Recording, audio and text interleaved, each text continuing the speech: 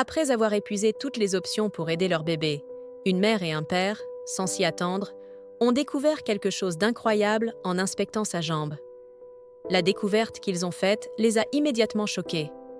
Scott et Jessica Walker étaient ravis lorsque la petite Molly est née.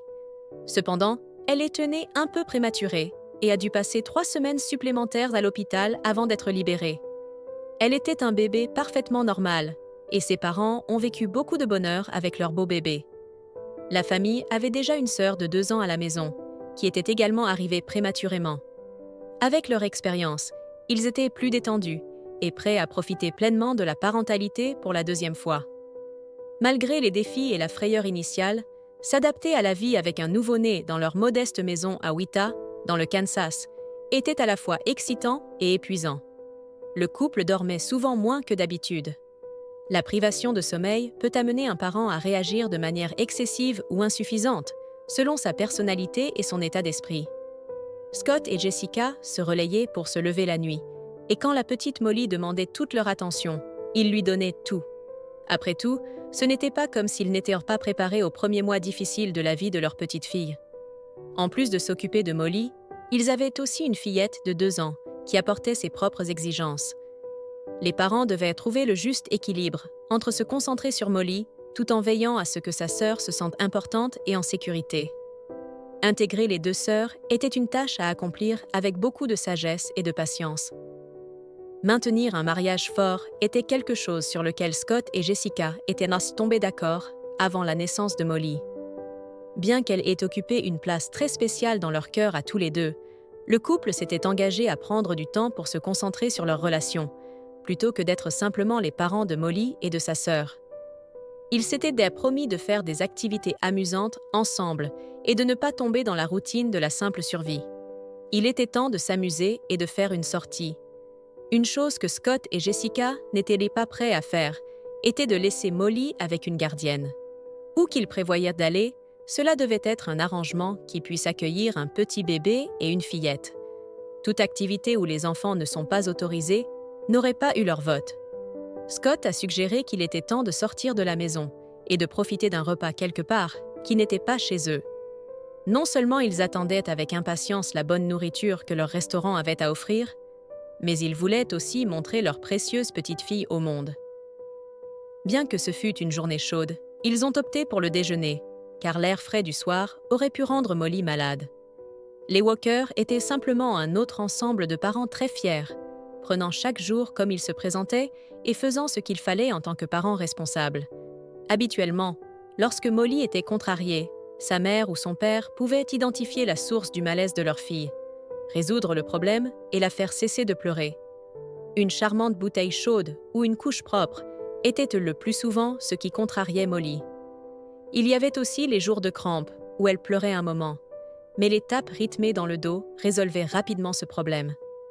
Molly s'endormait alors, et un sentiment de paix s'abattait sur la maisonnée. Ce jour-là était complètement différent. Peu de temps après l'arrivée de la famille au restaurant, Molly commença à devenir difficile et agitée. Elle ne cessait tout simplement pas de pleurer. Ce qui rendait la situation d'autant plus bouleversante, c'était le fait que le couple se trouvait dans un lieu public, avec des regards fixés sur eux, et certaines personnes chuchotant derrière leurs mains. Scott et Jessica ressentaient dans la tension monter. Le couple avait déjà commandé un repas et attendait leur nourriture. Bien que le service au restaurant soit excellent, cela semblait durer une éternité. Pendant tout ce temps, Scott et Jessica se relayaient pour essayer de réconforter leur petite fille. On aurait dit que rien ne fonctionnait.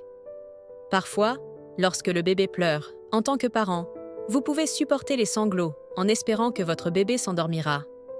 Puis, il y a un type de pleur qui ressemble beaucoup plus à un cri, qui pénètre dans l'âme d'un parent. Molly pleurait d'une manière qui laissait clairement entendre qu'elle ressentait de la douleur et de l'inconfort. Sans savoir quelle était la source de la douleur, ses parents se sentaient impuissants et avaient beau l'impression de pleurer eux-mêmes. La grande sœur réclamait également de l'attention et avait besoin d'aide pour manger. Avec une telle tension dans l'air, la sœur aînée de Molly devenait également agitée. Son comportement découlait du fait que ses parents avaient l'impression de perdre le contrôle de la situation et devaient concentrer toute leur attention sur Molly. La grande sœur ne comprenait pas pourquoi elle ne pouvait pas être au centre de l'attention. La tension montait régulièrement dans leur cœur et leurs esprits. Tout en commençant à ressentir un grand espoir, le couple se regarda et, sans dire un mot, ils abandonnèrent leur repas et décidèrent de rentrer chez eux. Jessica étant infirmière, Scott se sentait en sécurité, sachant que sa femme trouverait le problème tôt ou tard. Après tout, elle était une personne très compétente et ingénieuse. Sa connaissance en soins infirmiers donnait à la famille l'assurance que chaque fois que leur fille ne se sentait pas à 100%, Jessica aurait les réponses et les solutions appropriées. Alors que le couple rentrait chez lui, Jessica était presque certaine que Molly faisait de la fièvre. Elle retira le body de Molly pour permettre à son corps de commencer à se refroidir. Ils n'étaient non pas loin de chez eux, mais le trajet semblait beaucoup plus long, car une certaine anxiété commençait à apparaître chez la mère, d'ordinaire calme. Au moment où la famille est rentrée chez elle, Scott s'est précipité vers l'armoire à pharmacie pour prendre quelque chose pour faire baisser la fièvre.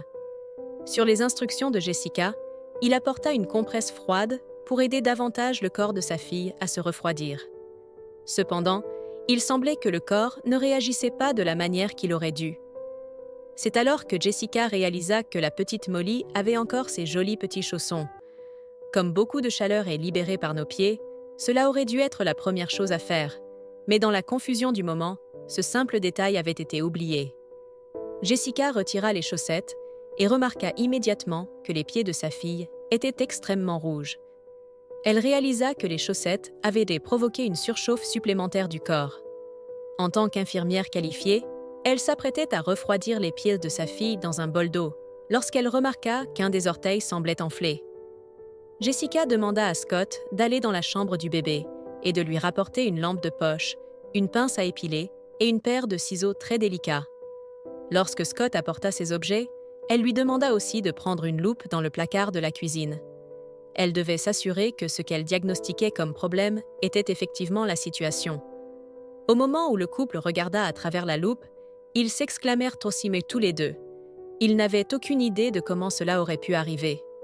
Heureusement, Jessica avait la confiance nécessaire pour traiter la situation elle-même. Elle demanda à Scott de tenir Molly fermement, et avec précision, elle allait régler le problème à l'origine des pleurs constants de leur petite fille. Sous la loupe, ce que Jessica découvrit était choquant. Enroulé autour d'un de ses orteils se trouvait un seul cheveu. Le cheveu avait, d'une manière ou d'une autre, coupé dans la chair de la petite fille, mais il était si serré qu'il commençait à couper l'écoulement sanguin vers l'orteil. C'était cela qui provoquait la fièvre extrême que Molly manifestait. L'orteil palpitant devait être la raison pour laquelle la petite fille ne pouvait tout simplement pas arrêter de pleurer. C'était un processus délicat, mais Jessica avait suffisamment d'expérience pour prendre la pince à épiler et libérer le cheveu de l'orteil. Dès que c'était fait, la petite Molly a presque immédiatement cessé de pleurer. Cependant, il a fallu près de 45 minutes après que le cheveu ait été retiré pour que l'orteil commence à dégonfler. Après que le calme et la paix furent rétablis dans leur maison, Scott demanda à Jessica si elle avait déjà vu une situation similaire au cours de ses années d'infirmière. Bien que ce ne soit pas quelque chose d'extrêmement courant, ce n'était pas non plus un incident isolé. Il y avait divers cas de quelque chose de similaire se produisant chez d'autres bébés. Lorsque Scott a commencé à faire des recherches, il a rapidement découvert que la condition avait même un nom officiel, connu sous le nom de garrot capillaire. Il arrive souvent que des cheveux s'attachent à un doigt ou un orteil. Ces cheveux peuvent provenir de diverses sources, y compris les cheveux d'un parent, car les enfants ont souvent tendance à attraper les cheveux d'une personne. Lorsque le cheveu s'enroule autour du membre et reste non détecté, il peut couper dans la chair. Lorsqu'il n'est pas traité pendant trop longtemps, le cheveu peut devenir inaccessible et causer beaucoup plus de dommages graves, comme ce fut le cas avec la petite Molly. Les garrots capillaires affectent généralement les nourrissons d'environ 2 mois. Après que Scott et Jessica ont traversé cette terrible épreuve, ils savaient qu'ils voulaient avertir les autres parents qu'une chose aussi simple qu'une chaussette non vérifiée avec un cheveu dedans pouvait provoquer une grave urgence médicale. Un cheveu noué pouvait sembler quelque chose d'innocent, mais cette famille voulait s'assurer qu'aucun bébé innocent ne souffrirait inutilement, car peu de parents sont probablement conscients d'une telle condition. Lorsque Scott a partagé leur histoire sur sa page Facebook, La réponse a été écrasante. Le message a reçu plus de 50 000 likes et a été partagé plus de 35 000 fois. C'était une confirmation que le message était quelque chose d'important et qu'il devait être partagé largement. Si ce message pouvait épargner ne serait-ce qu'un enfant de ces épreuves, cela aura valu la peine de publier notre histoire, a déclaré Scott.